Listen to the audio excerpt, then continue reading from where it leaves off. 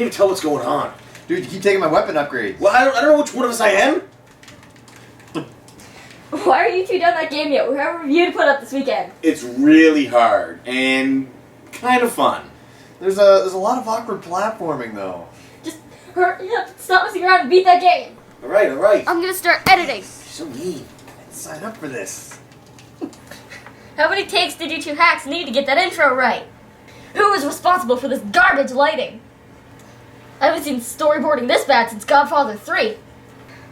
P2 messing up another line. Should have called this channel Cartridge Reshoot. Alright, hey guys, Cartridge Bros here with the next installment of 2-player reviews.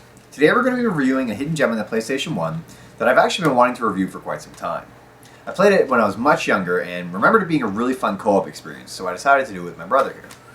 Yeah, the 2-player review is a format we really like, and I can't think of a better way to spend a Friday night than gaming with your brother and a giant box of half-price Halloween candy. Yeah, you can't go wrong.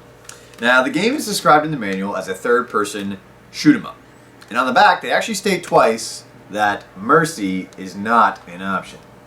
So you know it's going to be a fun time. Sounds serious.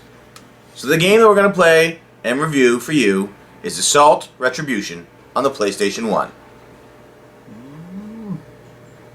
Let's take a look. The year is 2198. The peaceful utopian city of Arcadia is devastated by the impact of a giant object plummeting from the early morning sky. Now, with much of the population dead, injured, or fleeing the wreckage, reports are coming in of a rapidly spreading infestation of hideous mutant creatures, flowing like a river from the crashed object. These creatures are... Okay, man, we get it. Asteroid, aliens, no mercy. Move on.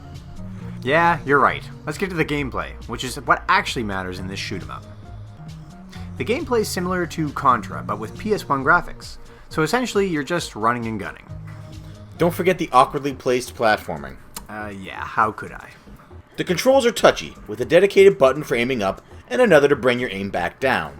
If you're not careful, you'll be shooting the crap out of the ceiling, which doesn't do much to hurt the enemies, but does wonders for the renovation of the plain backgrounds.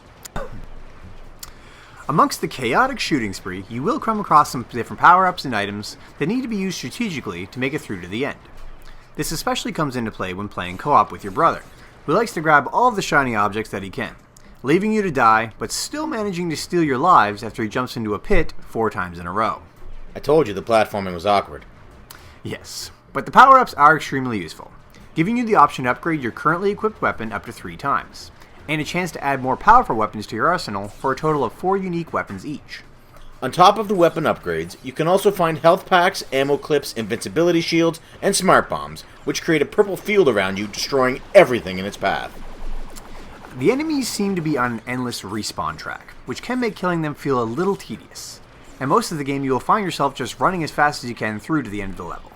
But don't worry, you won't get bored of doing the same thing over and over, because Assault Retribution mixes in a variety of different level types, from side-scrolling, to on-rail shooting, to a Battletoad-esque jet bike romp through an inordinately large number of pillars. You know what? I'd actually like to talk about the title for a minute. Assault Retribution? How many others are in the series? None.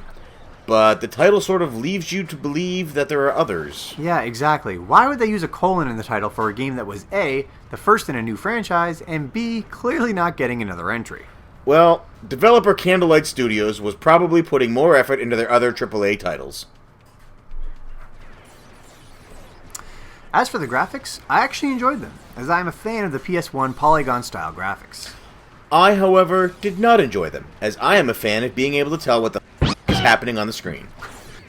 Yeah, although not the best in terms of PS1 graphics, I still felt that Assault Retribution delivered on making sure we knew what we needed to blow up and what we needed to attack. But when the action ramped up, the game did suffer from some extreme slowdown, which led to some frustration.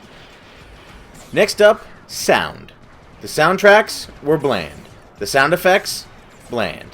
Yeah, nothing that left your ears bleeding or anything, but nothing worthy of downloading a soundtrack. It was essentially audio tapioca.